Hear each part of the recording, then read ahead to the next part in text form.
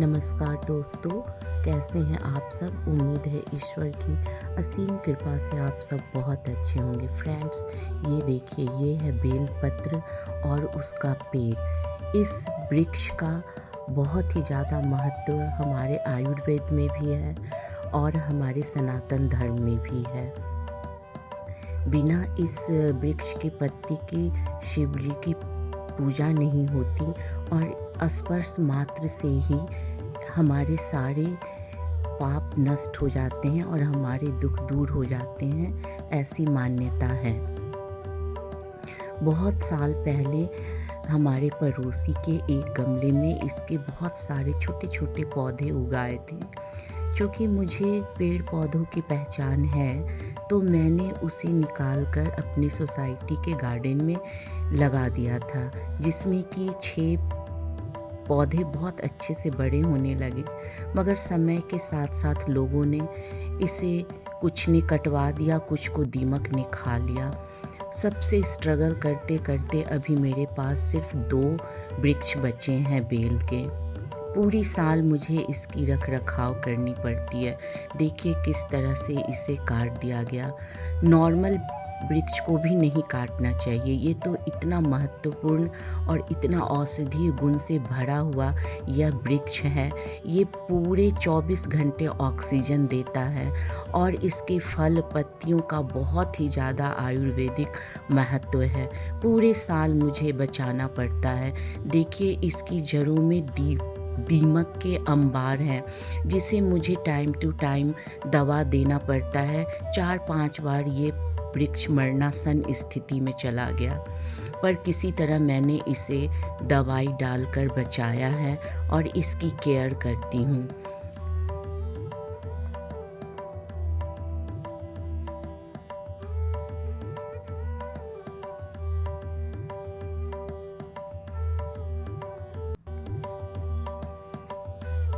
बचपन में ये मेरे बगीचे में इसके बहुत बड़े बड़े पेड़ थे, तो मुझे ये बहुत अच्छा लगता था। ये पेड़ धीरे धीरे इसे बड़ा किया मैंने। हम पूरे 30 दिन अपनी माँ को देखा है, इसकी पत्तियों पे वो राम नाम लिखा करती थी और शाम के वक्त शिव जी के शिवलिंग पे चढ़ाया करती थी।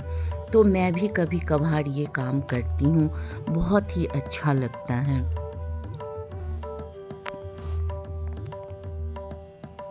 मेरी माँ हमेशा 108 बेलपत्र पे चंदन और हल्दी मिलाकर इस पर राम नाम लिखा करती थी और शिवलिंग पे चढ़ाती थी। सावन में मैं भी कभी कभी ये कर लेती हूँ। मन को बहुत ही सुकून मिलता है और अच्छा लगता है। इनके पत्तियों में ब्रह्मा विष्णु महेश का वास होता है, इसलिए ये हमारे धर्म में बहुत ही महत्वपूर्ण स्थान रखता है। दोस्तों, हमारे जितने भी पेड़ पौधे हैं जिनकी पूजा की जाती है, तो वो किसी न किसी साइंटिफिक रीज़न की वजह से उसे बहुत ही पूजनीय माना गया है। तो उसका रीज़न है, जैसे तुलसी, पीपल, बरगद, केला, ये सब बहुत ही औषधीय गुण से भरपूर हैं, तो इन्हें पूजनीय रखा गया है। बेल का वृक्ष भी 24 घंटा ऑक्सीजन छोड़ने की वजह से मुझे लगता है इसका बहुत ही महत्व है।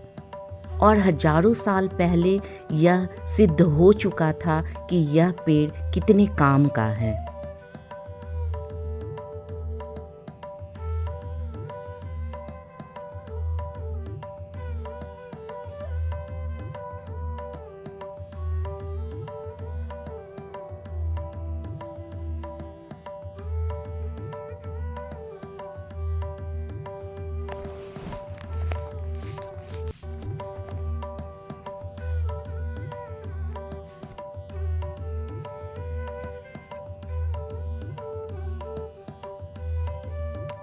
अगर एसिडिटी हो और पेट में अल्सर हो, तो इसके फ्रूट का शरबत पीने से बहुत ही फ़ायदा होता है। और अगर फल ख़त्म हो जाए तो इसके पत्ते को भी हम भिगोकर, मसल कर उसका अर्क पी सकते हैं, जिससे कि एसिडिटी, अल्सर में और पेट की सारी प्रॉब्लम में यह बहुत ही लाभदायक है। इतने दिनों से रख-रखाव के बाद अब ये फ्रूट देना शुरू कर चुका है। यह कांटेदार होता है, तो इसके आसपास थोड़ा संभल कर जाना चाहिए।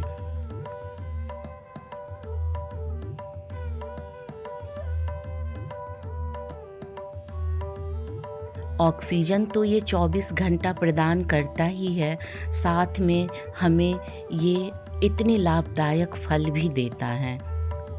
कई लोगों को इसके औषधीय गुण नहीं पता है, जिस वजह से लोग इसका इस्तेमाल करना नहीं जानते थे। यह फल पक चुका है, इसकी पहचान जब इसके सारे पत्तियां झड़ना शुरू कर दें, तब होती है कि ये फल अब पक चुका है तोड़ने लायक। एक समय ऐसा आता है जब इसके वृक्ष में एक भी पत्ते नहीं होते और सिर्फ फ्रूट ही फ्रूट होता है।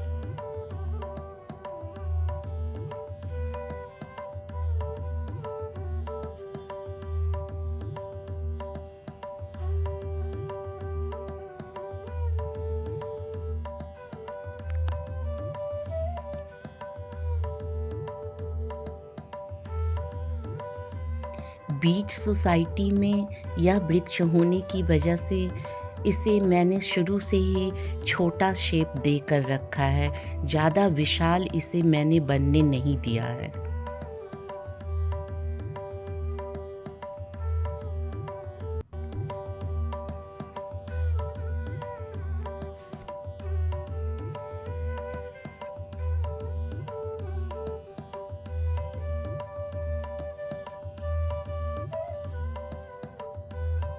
अगर 1 महीना भी इसके शरबत का सेवन किया जाए, तो पूरे साल आपको पेट की कोई प्रॉब्लम नहीं होगी। आपकी पाचन शक्ति एकदम सुदृढ़ हो जाएगी और कब्ज़ की समस्या तो एकदम जादू की तरह दूर हो जाएगी। तो ज़्यादा से ज़्यादा आप इसका इस्तेमाल गर्मियों में करें। जहाँ भी आपको दिखे आप ज़रूर इसका इस्तेमाल करें।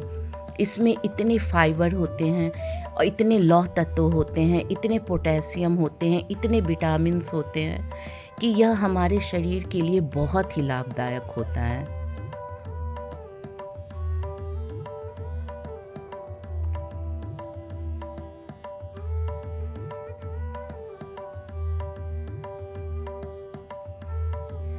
इसमें एफिड और दीमक की बहुत बड़ी समस्या होती है और स्केल भी इसकी टहनियों पे लग जाते हैं और इसे बिल्कुल खोखला कर देते हैं। तो इसमें मुझे फ्रूट टिकने के लिए बोरान देना पड़ता है और लेथल एक की दीमक की दवा होती है, उसका स्प्रे करना पड़ता है, जिससे कि ये पौधा स्वस्थ रहता है और फ्रूट बहुत ही ज़्यादा इसमें लगते हैं।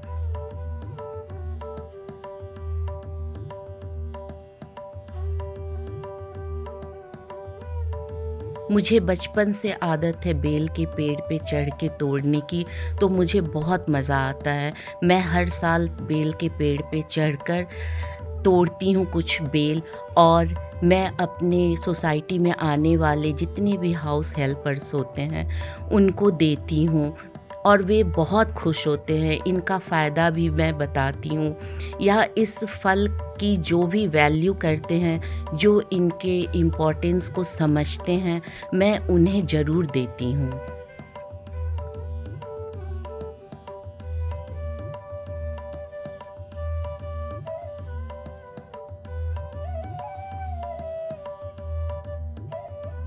अब ये बेल का पेड़ तो मेरा दोस्त बन चुका है। 2 बचे हुए बेल का पेड़ मेरा बहुत ही प्यारा मित्र बन चुका है।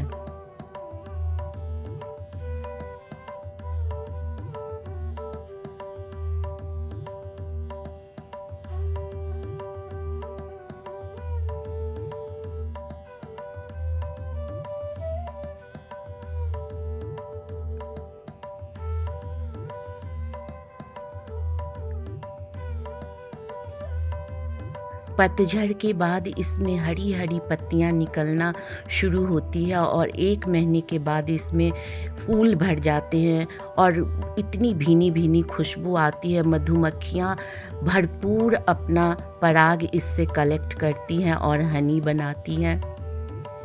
उसके बाद पूरे साल ये इसमें फ्रूट बड़े होते हैं और फरवरी मार्च तक जाते-जाते वो पूरे बड़े हो जाते हैं और जैसे ही कड़ाके की गर्मी शुरू होती है, ये तैयार हो जाते हैं। तो अप्रैल मई के बीच हमें इसे तोड़ लेना चाहिए, क्योंकि ज़्यादा पके हुए बेल को अगर आप पेड़ में ही छोड़ दोगे और नई पत्तियाँ निकलनी शुरू हो जाएगी, तो वो फ्रूट वापस कच्चे की तरफ जाने लगते हैं, मतलब कि वो वापस कच्चा होने लगता है। इसलिए आप इसके महत्व को समझें